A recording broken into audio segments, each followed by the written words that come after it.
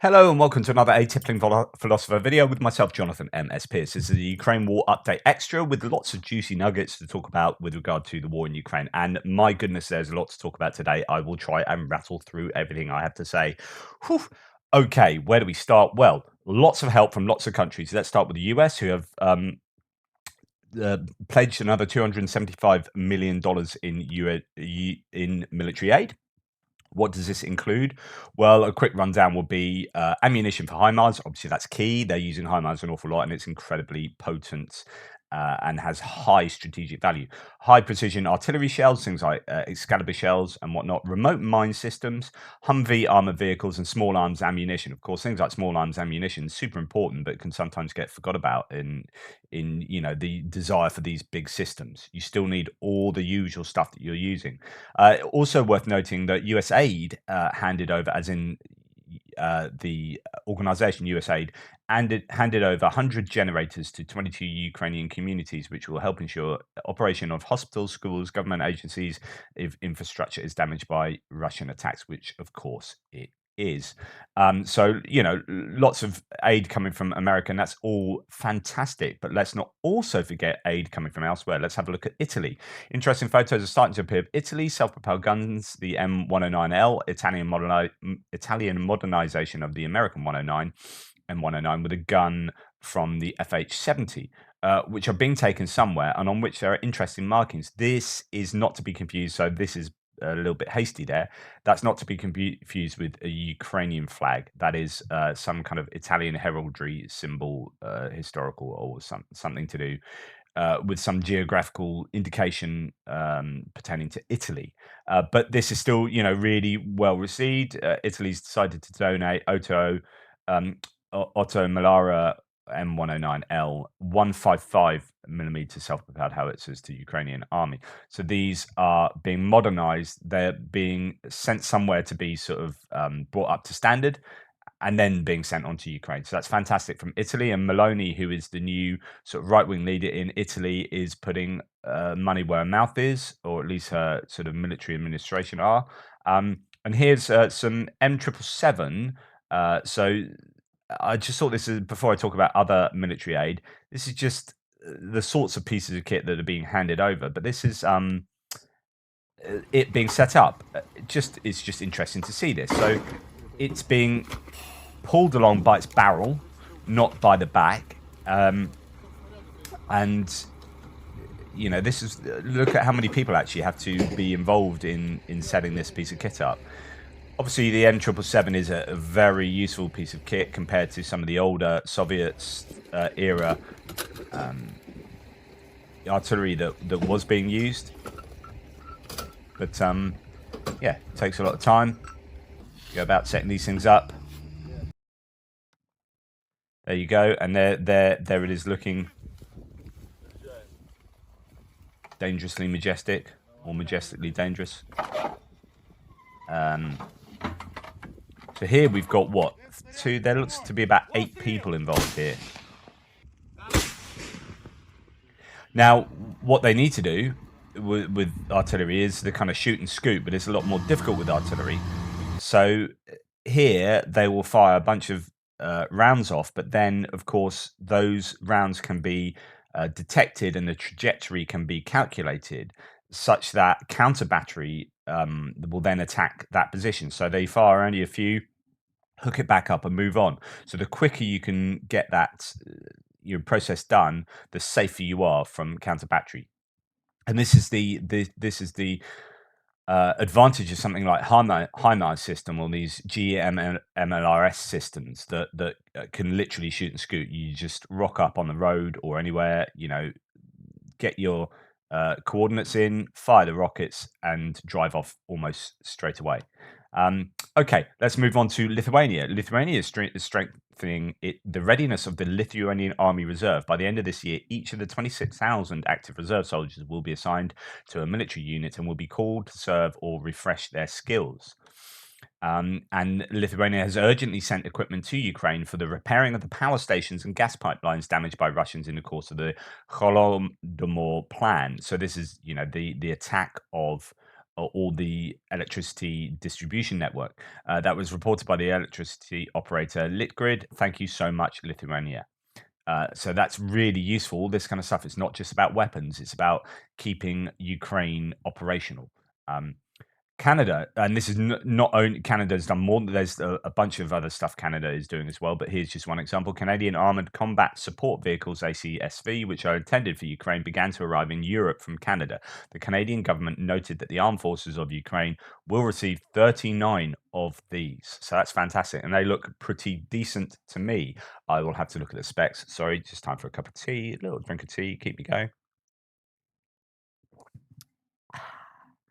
So we move on to Germany, and I thought this was so. Tendai is a German Twitter handle I follow, but I thought this is just an anecdote. This is really interesting because some Germans on my threads are saying, "Oh, thank you for saying that." Germany are providing this. They're now the third biggest arms provider to Ukraine, and they got hammered at the beginning of the war for being sitting on the fence a lot, for having a lot of pro-Russian sentiment in there, and for good reason, because actually they were a bit confused and they did get a lot of fuel from Russia. And Angela Merkel, in her role as chancellor, was trying to.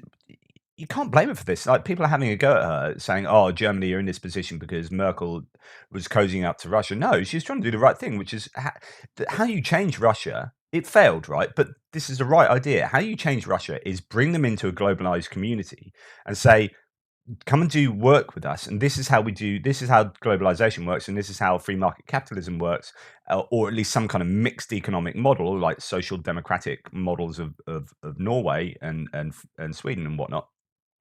This is how we do, modern living and modern economy, not in your command economy structure that's come out of the Soviet era, plus oligarchy and corruption and blah blah blah. So how do we change you? We don't sit uh, off from you and tell you to change. That's not how you change people. You bring them in, and it's a gradual process of change. However, it hasn't worked with Russia due to the hold that Putin had on the economy. He's supposedly the richest man in the world, although it's all very much in secret. And the oligarchs are super rich there because the money is being concentrated in the rich and powerful, uh, uh, as they control the natural resources of Russia. So it didn't work, and Germany got hammered for that, publicly, and have had to change their position somewhat.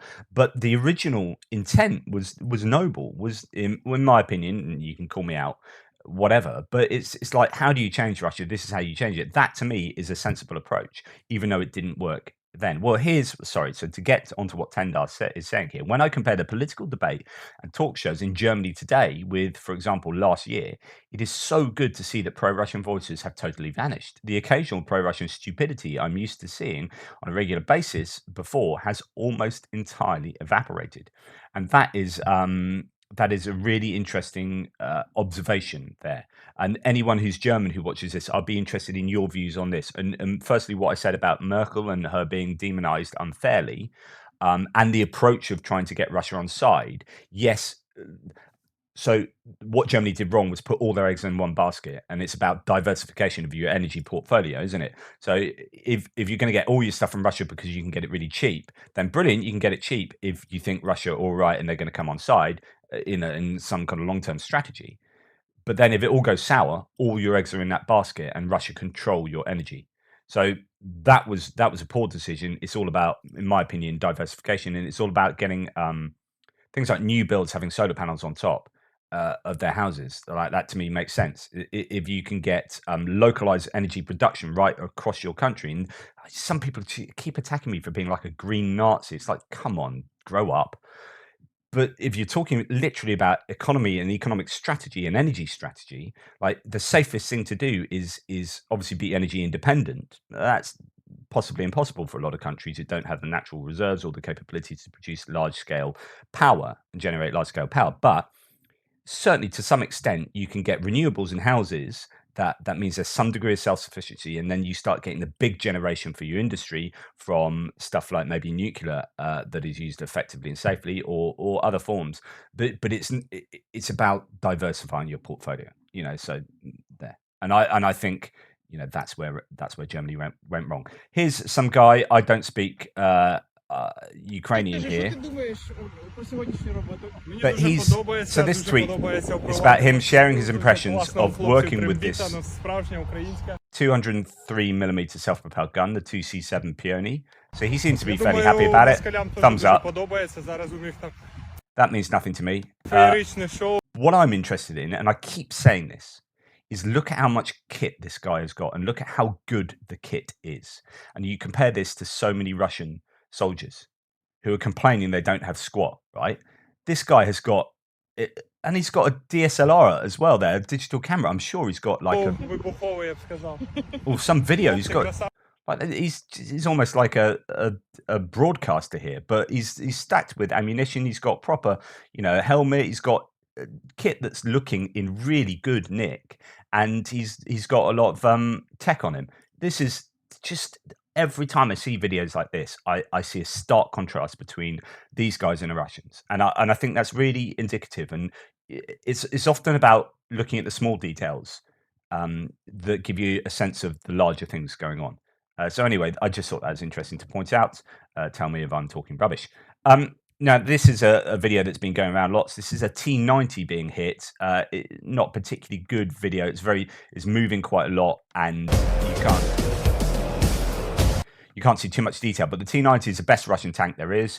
There aren't too many of them in Ukraine, and this one is taken out quite catastrophically. So there you go. That's the end of that one.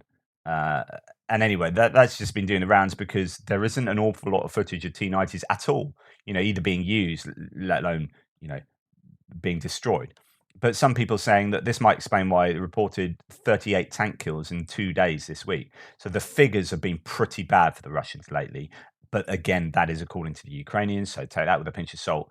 But it seems, and I wonder whether there is this tide turning. When I talked about the TOS-1 being used in open fields and being called out for like that claim, whatever. But the fact that that's being brought in says one of two things: either that it's so important up in the Sevastopol area that they need to bring in these thermobaric munitions, or they're running out of other stuff. So you're starting to see all sorts of munitions being brought in because they just don't have the options. And I just think there's this massive degradation.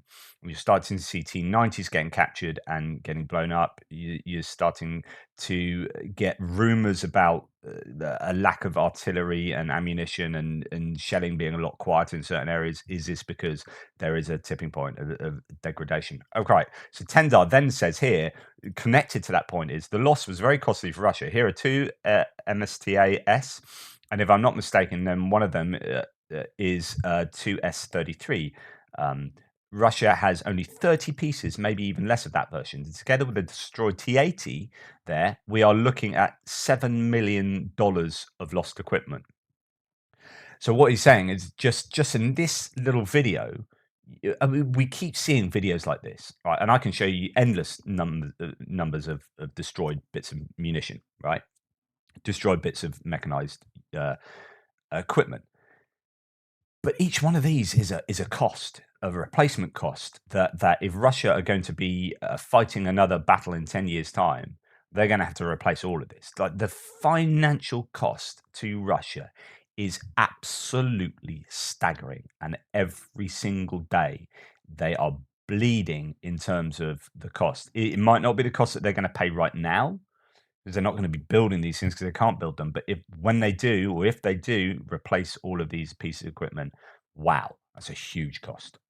Okay, here is a little interview with an American volunteer called Elvis. That's just worth listening to. On the front line in southern Ukraine, he says he repeatedly witnessed Russian forces using white phosphorus munitions. It comes down extremely slow, but there's nothing you can do, and everything it touches just incinerates. Including this incident. About 20 or 30 guys burning alive, and several gunshots, because there was nothing else they do. So a lot of guys have suicide pistols, and you'd hear them scream, and then they would say goodbye and then blow their own heads off. Elvis, that must have been horrific. It's war. At least that's what I tell myself. He admits that he's traumatized. Do you still think this is a righteous war? Yes. Absolutely, we're fighting pure evil. Anybody in the West that asks Ukraine to just do peace talks, they need to go through these villages. They need to see what's been done to these people. If China invaded the U.S., hypothetically, massacred thousands, do you think the U.S. would just sue for peace? No. Hugely emotive, and a great point. And we're just talking about diplomacy yesterday, and I was saying we should be doing diplomacy, but I was careful to say diplomacy should be done after Ukraine wins on a battlefield. So you've got to have your diplomatic options open, but the primary thing is Ukraine wins the war and then is in such a position of negotiating power that Putin is forced to concede, and negotiation is all in the hands of Ukraine. So that's what I was careful to say. And this guy is like, his example is a really powerful one about, if China hypothetically invaded America or any country, then they wouldn't sue for peace. You really like, get out of my country. So, but the use of phosphorus is not illegal in war used on troops, but it is not nice. It is not nice at all, as you can see there, and that's pretty horrific. So, moving to Sevastopol, which is in Crimea. Last night there were these talk about explosions going on in Sevastopol, which is a naval port in the southwest of Crimea. So here is what Noel talks about this, and there are reports the result of the morning attack by kamikaze UAVs, drones, and submersible drones of the Ukrainian forces. The base minesweeper was damaged, and the radar station and the Admiral Makarov frigate of the Russian Black Sea Fleet was hit by shrapnel. Okay, so that's coming from a Russian source. So wow, that's pretty important stuff there. He also talks about a Russian agent who is spying on the positions of HIMARS and long-range M777 howitzers that we just seen. And his task was also the detection of possible combat positions of HIMARS systems, M777s near the front line, and corrected numerous strikes, missile strikes on Nikopol, which I mentioned Nikopol strikes this morning, on particularly energy infrastructure facilities, and reported to the occupiers about the consequences of airstrikes. So he's been caught. I want to talk to you about this Brazilian, actually Russian spy that's been caught in Norway, and not the only one. There's heaps of spying apparently going on in Norway at the moment, but not for today. I'll leave that for another day. Okay, this is very important.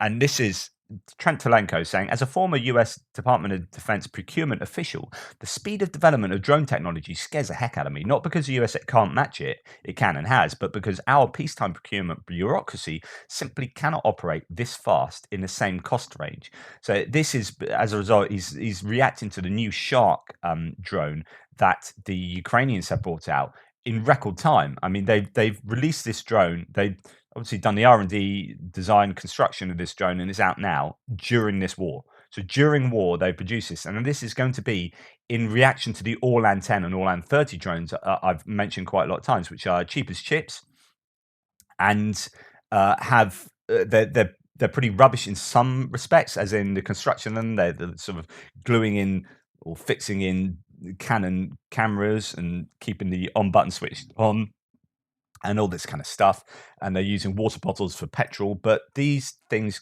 are cheap to make.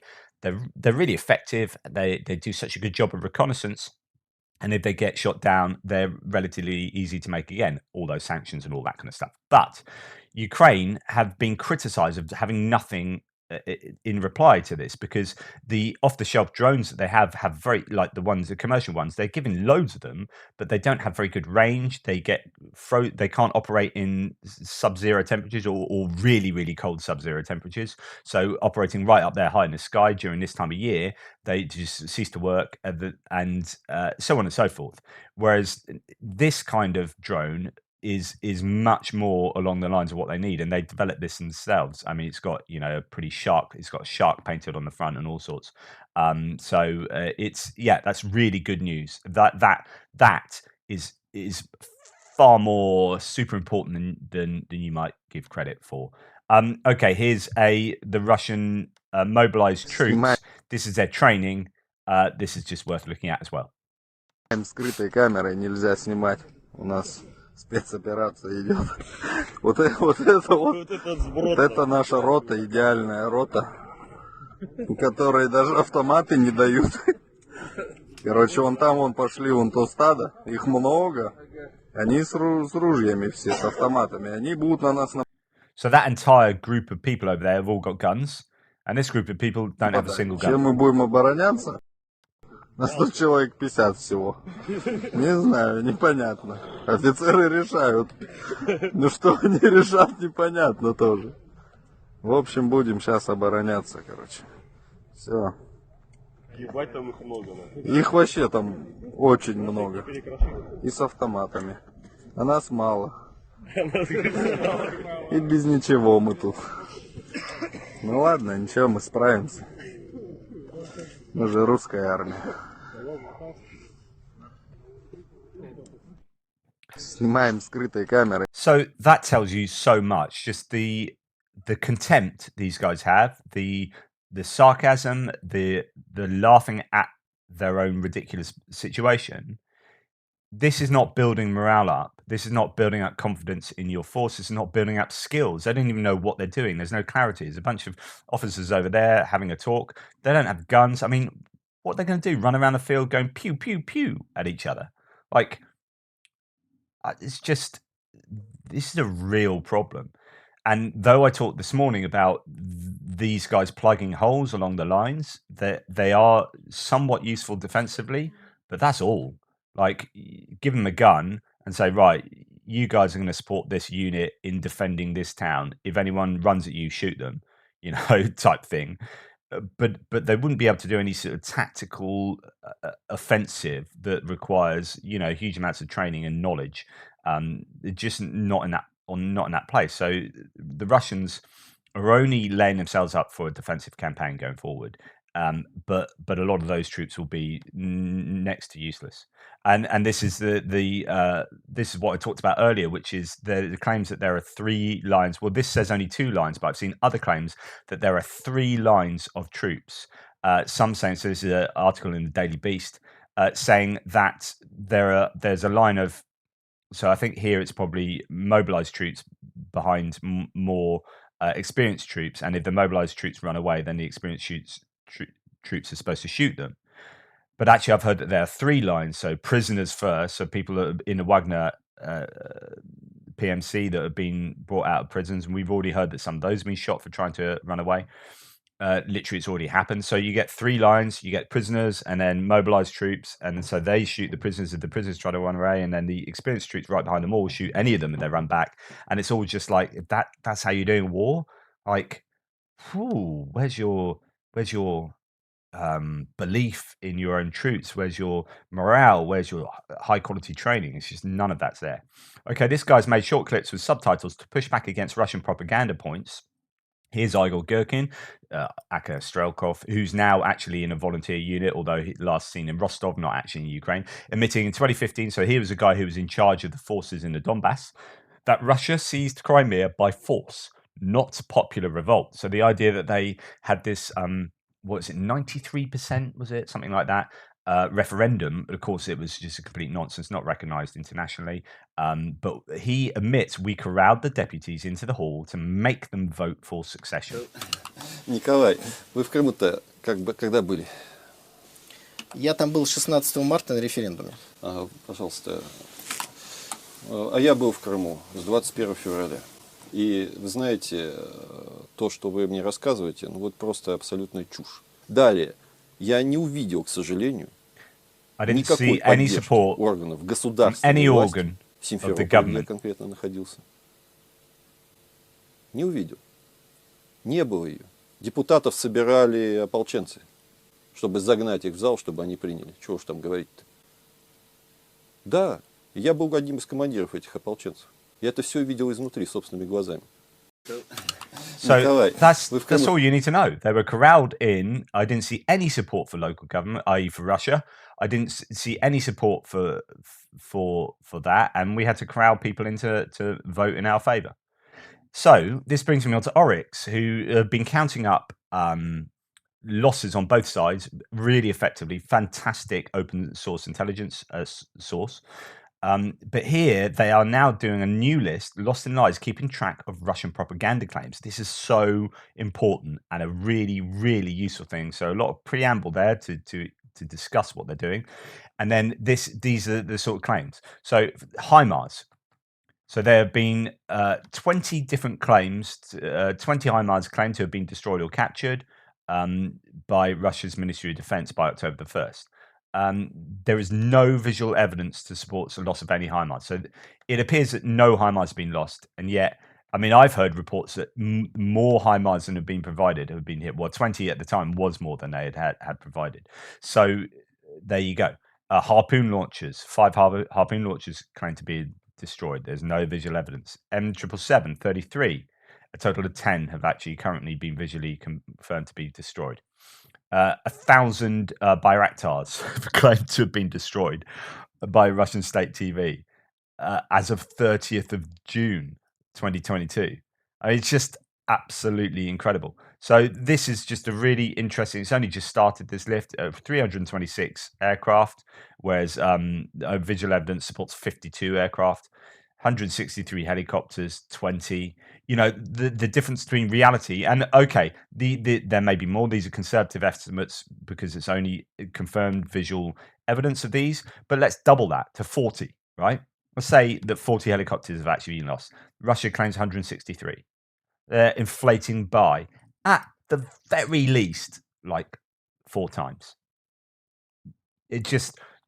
So when people say, who do you believe more, the Russians or the Ukrainians? Say, why don't you believe Russian sources? It's like, well, because the Russian sources lie. And here's evidence that they lie. So this is, in philosophy, we'll call this inductive reasoning, which is to say that, like, for example, if all the swans you've ever seen are white, then in all likelihood, the next one you're going to see is white. You could even say all swans I've seen are white, but this is a problem of induction to say that it doesn't necessarily mean that all swans are white, because actually, as we found out, you can find a black swan. It's like, okay. But you still have rational evidence to believe that take a horse winning a race. So if a horse has won a race 200 times in a row, right, then you've got really good rational evidence or rational justification for thinking that horse is going to win the next race. So if we have seen Russians lie over and over and over, and here's the evidence that they do lie, right, then when I see Russian sources, I have good justification for being wary of their accuracy. And when Ukrainian sources, although haven't been perfectly accurate, have been more accurate than Russian sources, then I have good rational justification to believe Ukrainian sources over Russian sources. When it comes to the front line of things, I always take a kind of skeptical view of everyone until, I hear otherwise, or, I will say that this is based on dubious evidence. I hope that's how it comes across. But just be wary of these kind of claims of the Russians, particularly. So there you go. And the last thing I'm going to talk about, sorry, it's been a long one, the last thing is Zelenskyy. So Zelenskyy, and this is from the right-wing Spectator in the UK, saying he spoke to almost every world leader and gave addresses to parliaments on nearly every continent on the planet, displaying a moral clarity that had not been seen in 80 years since the Second World War.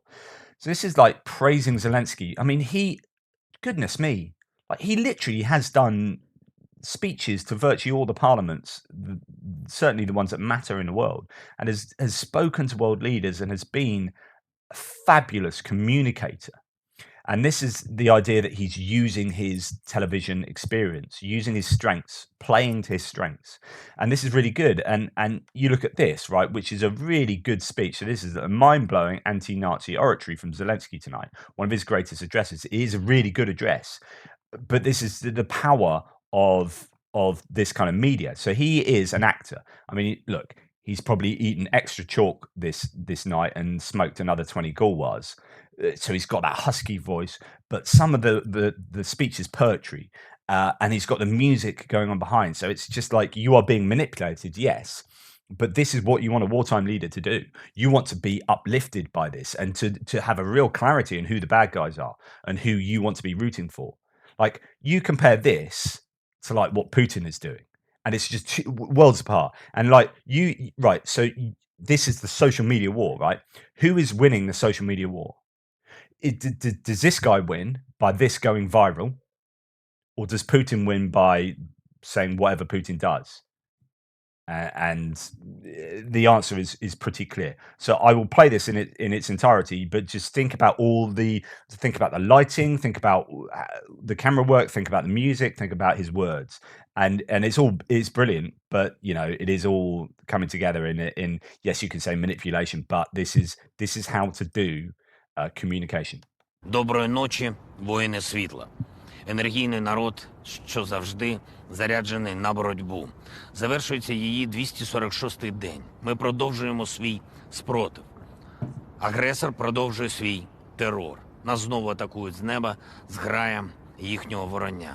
За 2 доби випущено понад 30 дронів. Захисники нашого неба не допустили прориву стерв'ятників ворога глиб країни і приземлили 23 шахеда. Крім цього, перетворено на металобрухт керовану авіаційну ракету Х-59, 2 ударних вертольоти К-52 і черговий штурмовик Су-25.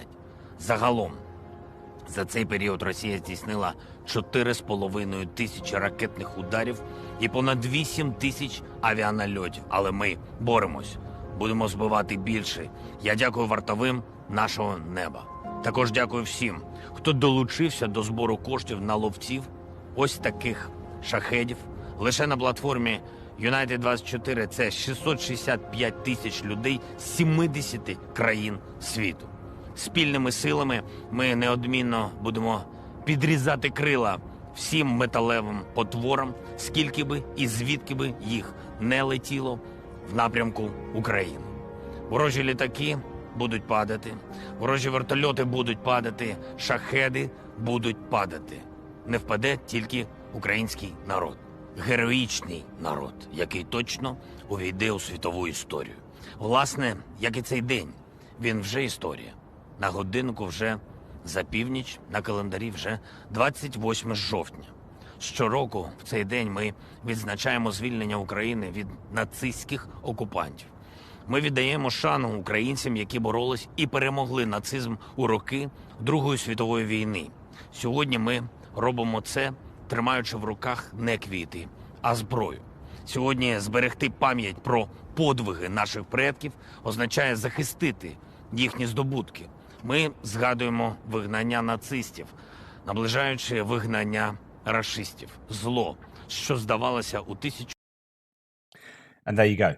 That's all I've got there. But just again, this is evocative stuff that is making you go yes, and just the use of language there. I know that's translated into English. It's just there's almost a poetic element to what he's saying. So just it's about communication and winning the war of hearts and minds with the narrative and to the wider world. Not just within Ukraine or with Russians, but it's about garnering support across the world. And that's the sort of thing that will get Ukraine more support. And Putin's approach is nowhere near that. Anyway, I hope that was of use and interest and informative. Thank you so much for hanging out. I really do appreciate this always. If you have the wherewithal to support my channel, please do so. There's Buy Me a Coffee, which in my case is tea. Thank you very much. PayPal, YouTube, thanks, all that kind of stuff. But just share, like, subscribe, or hit the bell. I don't know, whatever people say, all that kind of stuff. Or you can hang out at uasupporter.com/ATP and grab yourself, I don't know, what haven't we looked at? A fanny pack means something slightly different in UK, fanny, but in America it means bottom. So your there you go. Bum bags, we call them traditionally in the UK. Anyway, I'm going off on one there. If you want to buy one of them, I get a little bit of commission. So happy days. Thanks as ever. You take care, and I will speak to you hopefully tomorrow. Although I do have family things on, and then I'm going up to Sheffield for some ice skating tournament. One of my twins is in. Oh God. I mean, yay, they're brilliant, but that's a long way. So I may not be able to do so many videos on Sunday, Monday, Tuesday, but I definitely will try. We'll just see how it goes. Cheers.